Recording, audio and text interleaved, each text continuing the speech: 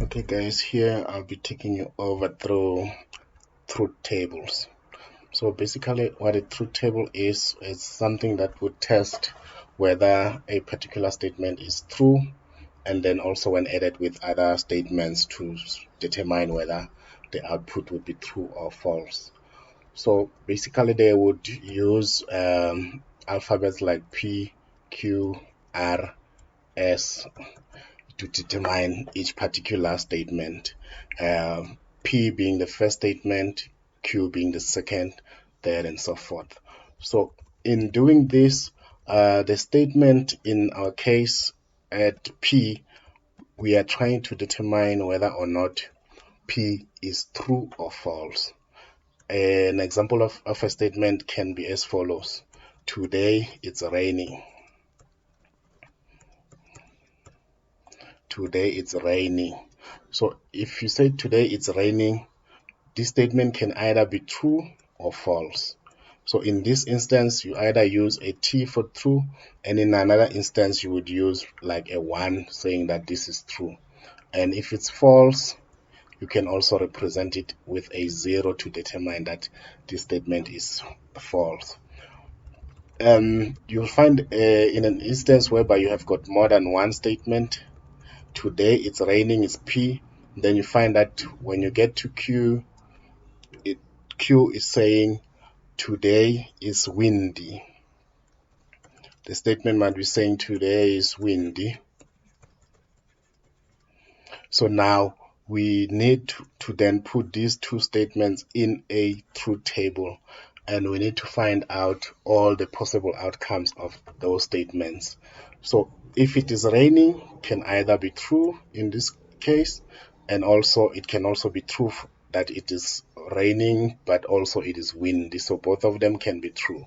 And then when you get to the next one, you can say this one can be true while this one is false. It is not windy today, but it is raining today. And then you can also find an instance whereby it is not raining today, but you find that it is windy. Then you find a true here. Or you find that it is not raining while also it is not windy. So this is the basic of a truth table. So when you want to increase this to also include other combination, because as far as these two statements are concerned, we have already covered all the possible outcomes of whether it is raining and also whether it is windy.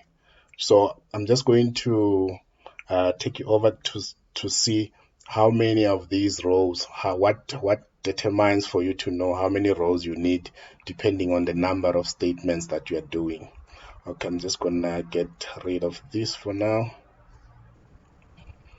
Okay, so if you are dealing with two statements, in order for you to determine how many rows you'll need, you'll have to take 2 and raise it to the power of 2. So this is how many rows you will need in order to fit all the possible outcomes. But if you're dealing with 3 statements, maybe there's R here. R says that I am hungry.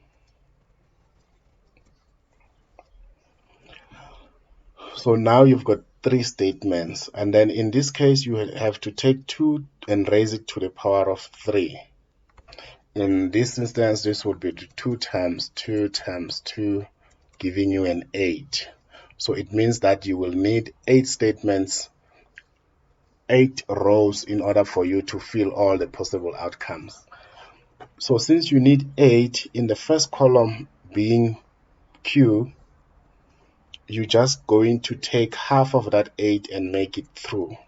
So half, the first 4, you'll have it as true. Let's just try to draw a better table for you to see here.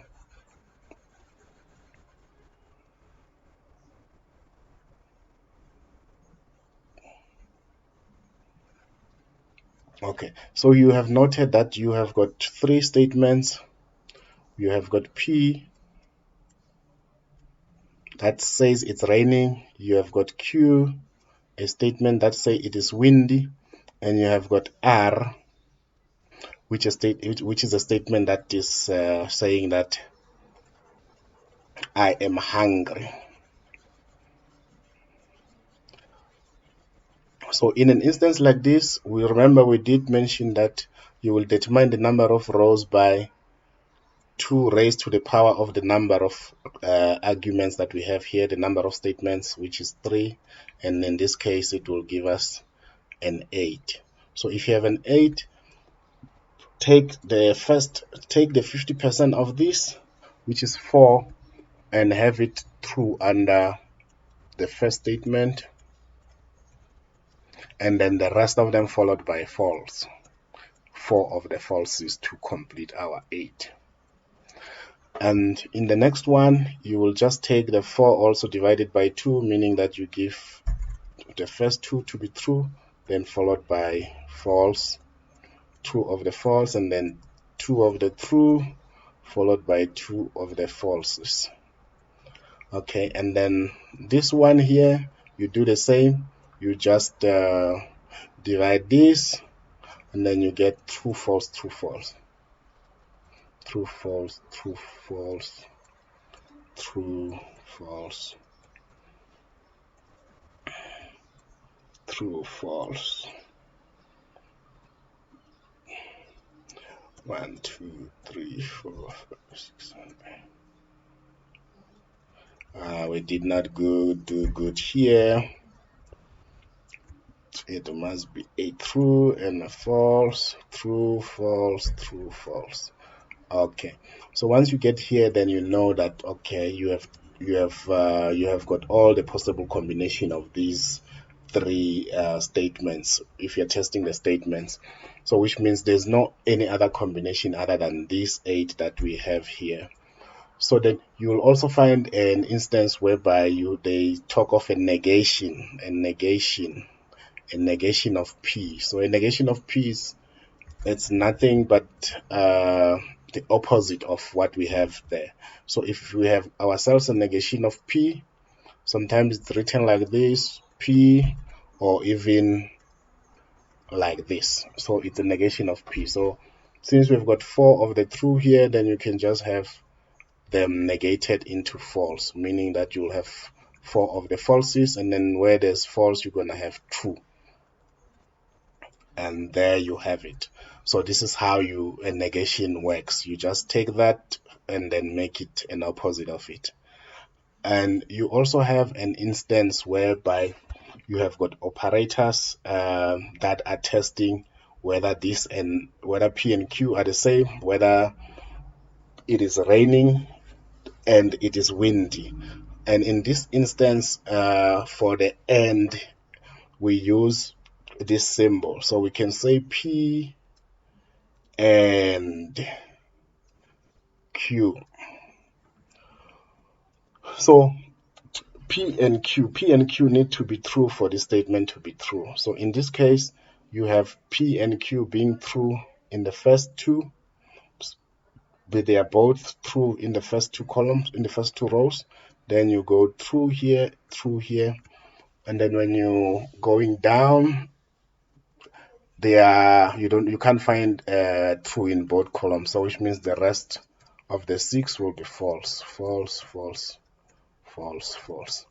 And then you also have an instance whereby it is testing for either one of them, which by then you use the sign called OR.